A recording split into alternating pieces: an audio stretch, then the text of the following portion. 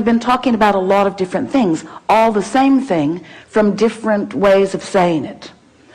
It was our desire to remind you that you are vibrational first, which means you got to pay attention to something other than what you're seeing and hearing and smelling and tasting and touching, because while that is vibrational interpretation, most people don't know that.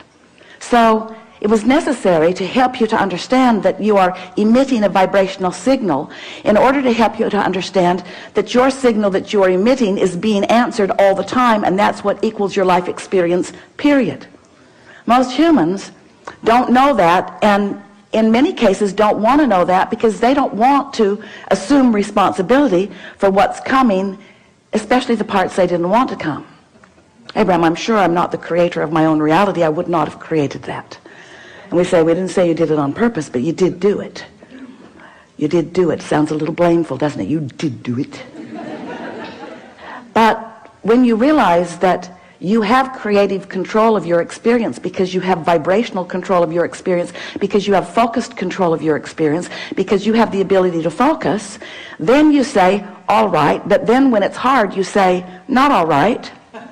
This shouldn't be this hard. This shouldn't be this hard. And then you say something, which is the last thing we ever want to hear from you. I'm not good at this.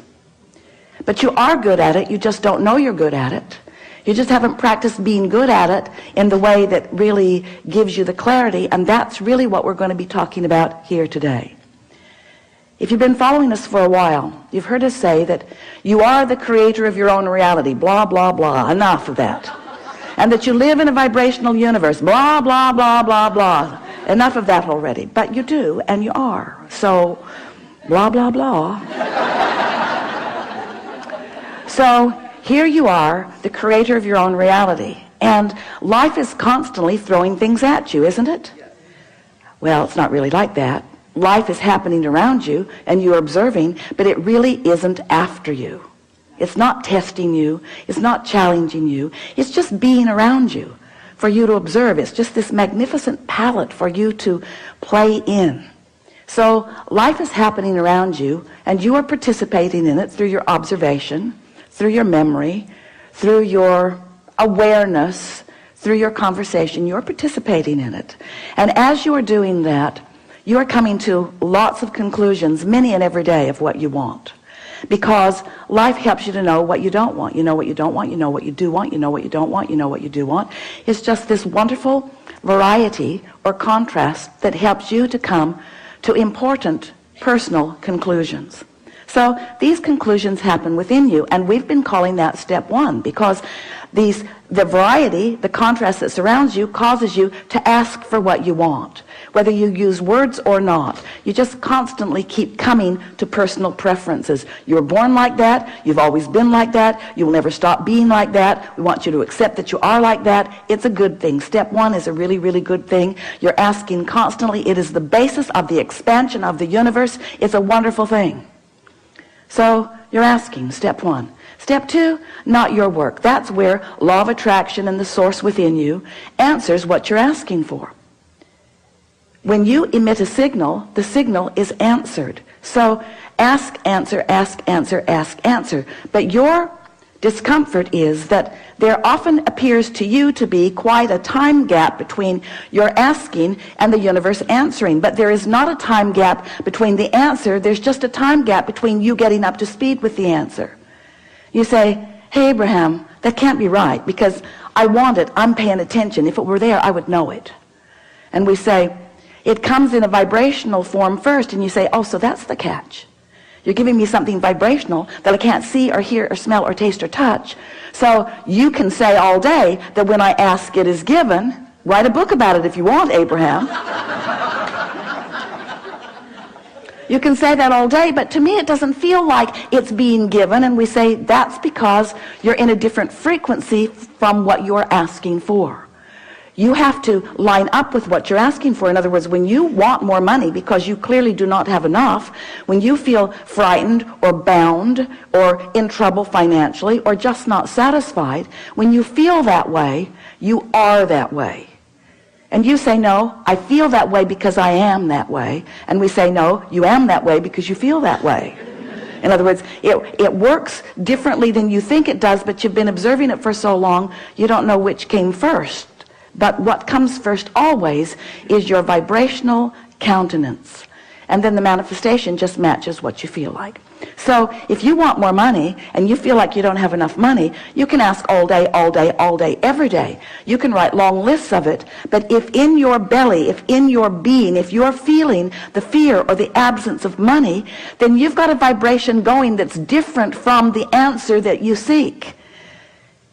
You want more money, but your vibration says, I don't have enough. And the universe says, and law of attraction answers you with what you're feeling. So a lot of our physical friends, especially in the beginning, say, well then, it doesn't seem like I can get there from there. It doesn't seem like I can get to where I want to be from where I am. Because if I am missing something that I want, and I'm aware that I'm missing this thing that I want, and in fact the reason that I'm speaking about it so clearly is because it's missing and that's why I want it, then how do I get there? And we say, you have to feel like it feels to have it. And you say, okay, then give it to me and I will. And we say, just try a little bit. Just try a little bit to not activate within yourself so often the vibration of what's missing, and focus yourself into activating the vibration of what you want. It is not as difficult as you think. So, step one is contrast causes you to ask. Step two is it is given vibrationally, so there is no gap really. Step three is you have to convince yourself there's no gap. That's the work. You got to feel it as if it is in order for it to be. And we know you balk at it, but many of you are practicing this and are finding it. Many of you are understanding the laws of the universe, and you are finding ways to focus yourself into feeling good without needing all of the evidence to be there first. Do you hear how important that is? If you don't need the evidence for what you want to be there first before you feel it, then you are able to accomplish the vibrational countenance of it before it is, which means now it must be. And Esther said, please, please, please, let's call it step 4. Please, please, please. Can't we call it step 4? We need another step. We need another step, Abraham. Please, please, let's call it step 4. And we say, all right, step 4. So you ask, step 1. Source answers, step 2. You allow it, step 3. But now we've been talking to you for a while. You've been keeping up with us pretty good.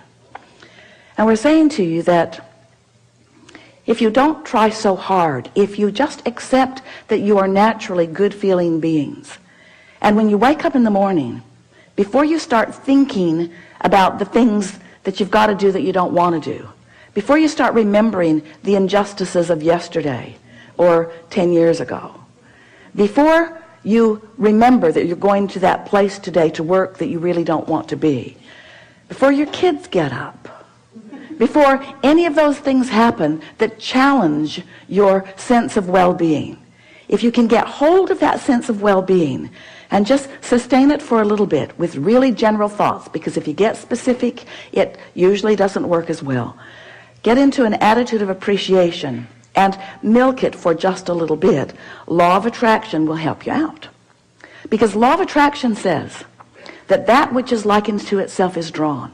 And law of attraction will give you, it's not really giving it to you, it's just the way it is. It's like gravity doesn't give you attachment to the planet. It just is. So law of attraction provides for you this consistent life experience. So, to make it very clear and blunt, we like blunt, you have 17 seconds to sustain this thought and move it into something even more powerful. 17 seconds, and another thought like it joins it. And there is power, manifestational power, in that crossing that 17-second mark that most people don't know about, or when they wake up, they would make very sure that they stay there for 17 seconds. So if you find a good feeling thought, or better said, if you wake up and don't introduce a not good feeling thought, because when you wake up, there's no thought. During that time of slumber, you have stopped the momentum of all thought. That's really an important thing to understand. You don't know that mostly because you wake up and you start thinking so fast that you pick up your momentum right where you were and start it all over again. But when you slumber, momentum of thought stops. Law of attraction is suspended for you. Your point of attraction is no longer attracting. So when you wake up, you have a really good possibility of getting out of the bed on the right foot, getting out on the right side of the bed. These are your words. We don't like them very much, but we thought you'd relate. You have a very good possibility of getting the vibration going the way you want it to go. And your best possibility is first thing in the morning. First thing in the morning, before there is any other momentum going. So we've been talking about this for a while. And Esther really listened.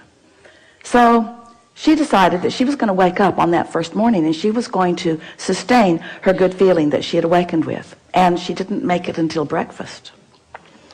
Quite annoyed with herself, which didn't help. But the next day, she tried it again and didn't make it much past breakfast.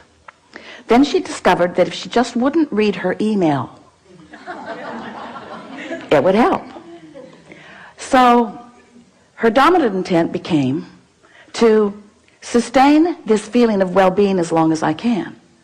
Just sustain it. And what she began noticing about the second week and third week and fourth week of doing that was that not only was it easy to find and maintain that frequency of feeling good, but there were all kinds of other benefits that began coming to her that these words won't give to you. You have to do it and find it yourself because words don't teach. So we're just explaining to you what Esther experienced. She found a new clarity that was not within her before. She found a sort of stable ride. She remembered Jerry's story of shock absorbers. He used to tell a story about he got a new car. He was test driving it. It was a beautiful Cadillac, and it was in San Diego. And the salesperson took him down a road that Jerry thought no nice car should ever be on. And he was amazed at the ride that that car gave him, even on a very bumpy road, because the suspension system, the shock absorbers were such that even though there were bumps in the road, he did not feel them in that car. And he used that analogy always, and it's the same analogy that we're offering to you here. When you find vibrational alignment with who you really are, and you sustain it for a period of time, what happens is you get shock absorbers. So even though the same sort of things may be happening around you, you might even see some of them, although law of attraction makes it less and less likely that you're going to participate on any personal level with anything unwanted once you begin sustaining this vibration of well-being. But the whole point of all of this, we don't want you to become so vibrationally snobbish. Esther says, I'm a vibrational snob. I like clarity and I will not accept confusion. But when you care about how you feel and you practice it until you're in this place where you are sustaining it more consistently, then you don't feel like you felt before. You know how when you first start knowing that you are the creator of your own reality, and you get feeling pretty good, and then someone says something that takes you away from your good feeling, and you think to yourself, I'm never talking to you again. I'm going to avoid you. You are a downer. But then you find yourself in a sort of state of avoidance everywhere. You can't watch television. You can't really go out in the world. You have to give your children away. You just can't barricade yourself into enough solitude to really maintain the vibration, and you give up so much by trying to do that. The benefit of alignment shouldn't have to pay the price of being a hermit. You should be able to practice your alignment until you're so good at it that you can go anywhere, be anywhere, with anyone, and maintain your vibration. And let's call that step 4. Because Esther wants to.